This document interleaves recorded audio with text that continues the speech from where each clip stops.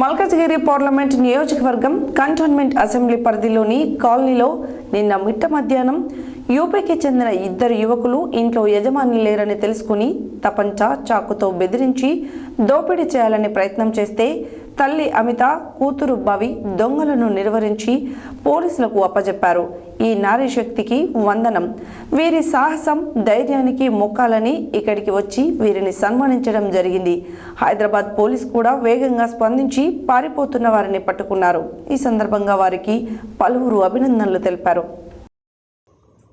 Malkajgiri parliament నియోజకవర్గం cantonment assembly పరిధిలోని కాలనీలో నిన్న మిట్ట మధ్యాహ్నం యూపీకి చెందిన ఇద్దరు యువకులు ఇంట్లో యజమాని లేరని తెలుసుకుని తపంచా చాకుతో బెదిరించి దోపిడీ చేయాలని ప్రయత్నం చేస్తే తల్లి అమిత, కూతురు భవి దొంగలను నిలువరించి పోలీసులకు అప్పగించారు.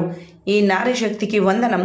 వీరి సాహసం, ధైర్యానికి మొక్కాలని ఇక్కడికి వచ్చి వీరికి సన్మానించడం జరిగిందని హైదరాబాద్ పోలీసులు కూడా వేగంగా స్పందించి పారిపోతున్న వారిని పట్టుకున్నారు. వీరికి అభినందనలు. తెలంగాణ పోలీస్ అనేక విషయాల్లో నైపుణ్యం సంతరించుకున్నవారు. హైదరాబాద్ కాస్మోపాలిటిక్ సిటీ, అనేక రాష్ట్రాల వారు ఇక్కడ జీవిస్తున్నారు. పటిష్ట భద్రత ఉన్నా ఇలాంటివి జరగడం బాధాకరం అన్నారు. ప్రశాంతమైన ఈ కాలనీలో చౌరస్తాలో వైన్ షాప్ ఓపెన్ చేశారు.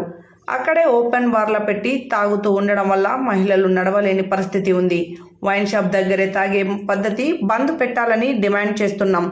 దీనివల్ల కంప్లైంట్ ఇస్తే అలాగే కొంతమంది యువకులు ఇక్కడ ఆకతాయి పనులు చేస్తున్నారని కంప్లైంట్ ఇస్తున్నారు.